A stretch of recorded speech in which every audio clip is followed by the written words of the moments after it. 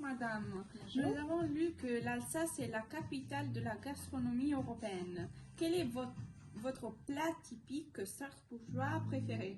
Pour moi, ça va être la tarte flambée. Donc, c'est comme une petite pâte à pain, pâte à pizza très fine avec des lardons, des oignons, du fromage blanc et qu'on cuit dans un four très chaud et qu'après on partage. C'est très convivial.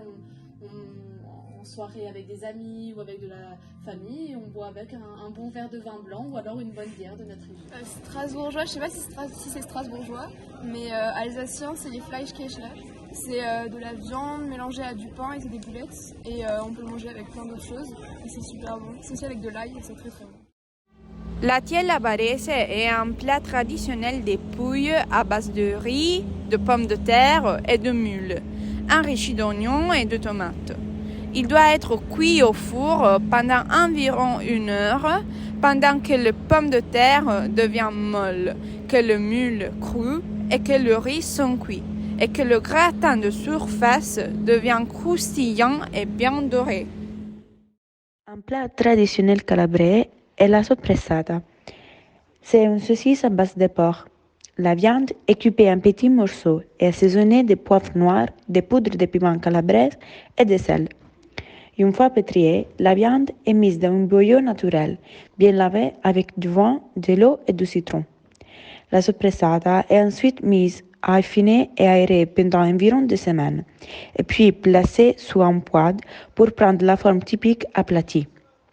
C'est un plat typique d'apéritif à combiner avec du fromage et du bon pain frais. Madame, pouvez-vous définir Strasbourg comme une ville durable et respectueuse de l'environnement? Quel est le moyen de transport le plus utilisé?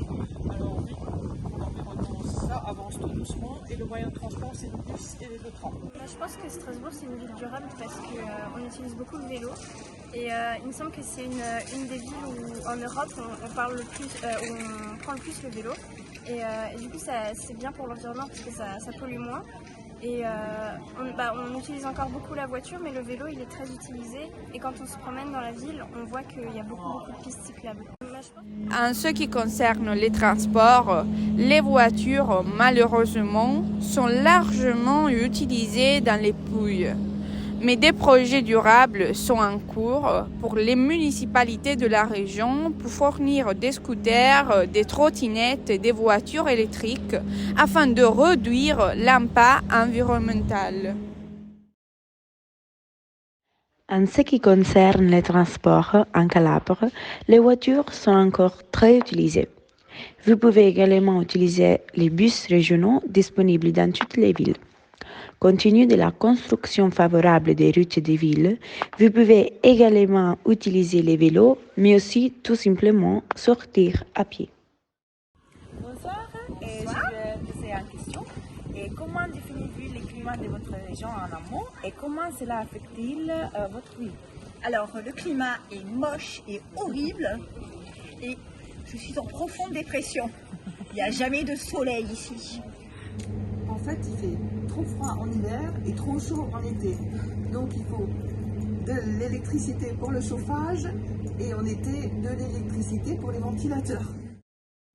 La présence de la mer a une fonction thermorégulatrice pour le climat des Pouilles, qui est un climat méditerranéen caractérisé par des étés chauds avec peu de pluie et des hivers pas excessivement froids.